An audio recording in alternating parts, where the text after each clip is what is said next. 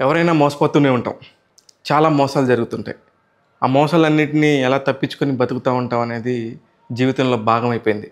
కానీ ఒక్క దగ్గర మాత్రం మనందరం ఆగుతాం. ఆ మోసం చేసిన వాళ్ళు మన ఇంట్లో వాళ్ళో, మన పక్కనోళ్ళో అయితే భరించలేనంత బాధ ఉంటది.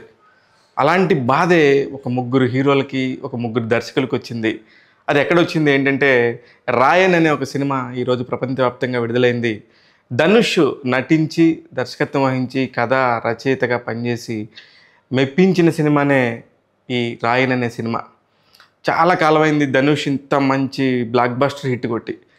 నిజంగా ఇది ఎందుకు హిట్ అని ముందే చెప్తున్నానంటే ఆ కథలో అంత దమ్ముంది. గతంలో గనుక మనం గమనిస్తే మణిరత్నం గారు వచ్చిన కొత్తల్లో ఒక కసితోని ఒక నాయకుడు లాంటి సినిమాని అందించాడు మనకి. ఆ తర్వాత చాలా కాలం తర్వాత 'భాష' లాంటి ఇంకొక కథని సురేష్ కృష్ణన్ దర్శకత్వంలో వచ్చింది. ఇలా సురేష్ కృష్ణ గారి దర్శకత్వం గానీ, మణిరత్నం గారి దర్శకత్వం గానీ, ఇప్పుడు చెప్తున్న ఈ 'రాయన్' సినిమాకి సంబంధించిన దర్శకత్వం గురించి చెప్తా ఉన్నప్పుడు వాళ్ళు ఎన్నుకున్న కథా గుణం ఒక్కటే. హీరో అనేవాడు ఎంత కామ్‌గా ఉంటూ, ఎంత విధ్వంసాన్ని సృష్టించగలడనేది చెప్పారు. ఎగ్జాక్ట్‌లీ ఈ 'రాయన్' సినిమాలో కూడా కథని నేను ఎక్కడ రివీల్ చేయను. కారణం ఏంటంటే, ఈ కథలో ఒక్క చిన్న ముక్క చెప్పినా సరే మళ్ళీ మీకు చూసే ఇంట్రెస్ట్ పోద్ది. I'm not a spoiler. నేను మళ్ళీ మళ్ళీ చెప్తాను ఐఎమ్ నాట్ ఎ స్పాయిలర్. కథని చెప్పను గానీ క్యారెక్టరైజేషన్స్ చెప్తాను. ఒక పట్టణంలో, ఒక మారుమూల గల్లీల్లో, ఒక చిన్న చిన్న ఏరియాల్లో ఒక ఫాస్ట్ ఫుడ్ సెంటర్ నడుపుతూ ఉంటాడు ధనేష్. ఆయనకి ఇద్దరు తమ్ముళ్ళు. ఒకరు మన తెలుగు హీరో సందీప్ కిషన్ అయితే, ఇంకొక అతను తమిళ్ హీరో. వీళ్ళిద్దరు తమ్ముళ్ళు, ఇంకొక చెల్లెలు.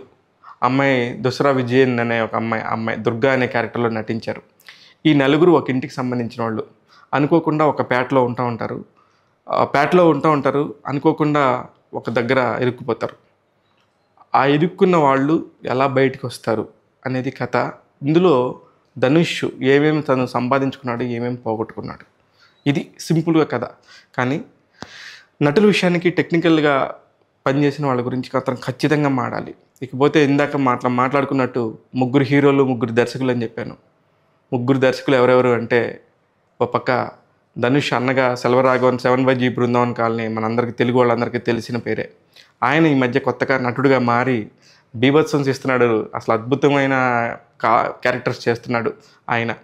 అలాగే పవన్ కళ్యాణ్తో 'ఖుషి' లాంటి సినిమాని బ్లాక్ బస్టర్ని తెలుగు వారికి అందించిన ఎస్జే సూర్య కూడా అందరికీ చిరపరిచితుడే ఆయన. ఇకపోతే ప్రకాష్ రాజ్ గారు, ఇకపోతే ధనుష్. ఇంతమంది నటీనటులు, దర్శకులు ఈ సినిమాకి పనిచేశారు. అందరూ కూడా ప్రతి ఒక్కళ్ళు కూడా కళ్ళతో నటించేశారు. ఎక్కడ గ్లామర్ లేదు, కమర్షియాలిటీ పెద్ద హంగులు లేవు.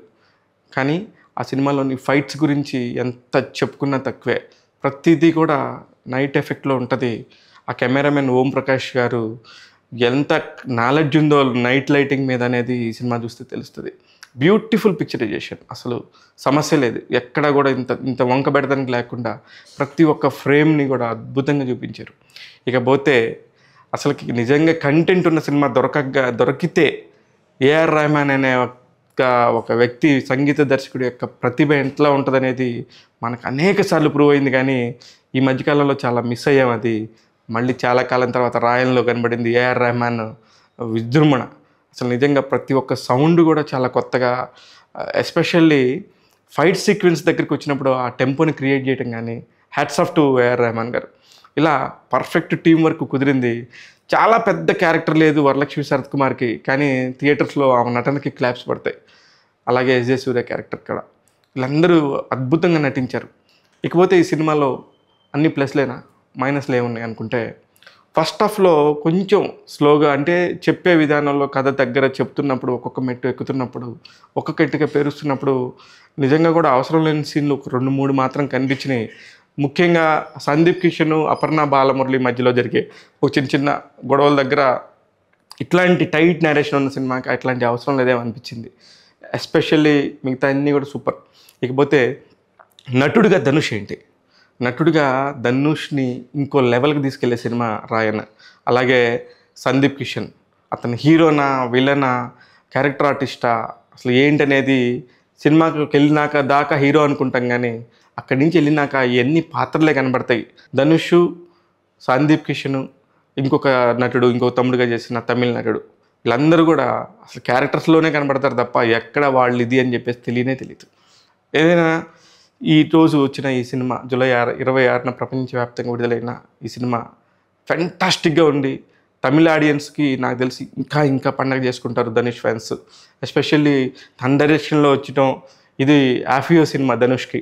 అందుకని ఇవన్నీ కూడా చాలా చాలా ఉపయోగపడతాయి. ఇక మార్కెటింగ్ పరంగా కానీ, సినిమాలోని కంటెంట్ పరంగా కానీ, ఎస్పెషల్లీ కొన్ని సీన్లకైతే తెలియకుండానే క్లాప్స్ కొట్టేస్తూ ఉంటాం. అలాంటి సీన్స్ కథ చెప్పకపోవడానికి రీజన్ ఏంటంటే, చిన్న పాయింట్ని మనం కథగా అనుకుంటే దాన్ని ఎలా డెవలప్ చేసుకున్నారనేది చాలా ఇంపార్టెంట్ థింగ్. ముఖ్యంగా సెల్వరాఘవన్ నటన కానీ, ప్రకాష్ రాజ్ గారి నటన కానీ అత్యద్భుతం. ప్రతి ఒక్కళ్ళు కూడా జీవించేశారనే చెప్పాలి. రాయన్ సినిమాకి సంబంధించి ట్యాగ్ తెలుగు ఇస్తున్న రేటింగ్ 3.25 out of 5. నేను మీ శివమల్లాల.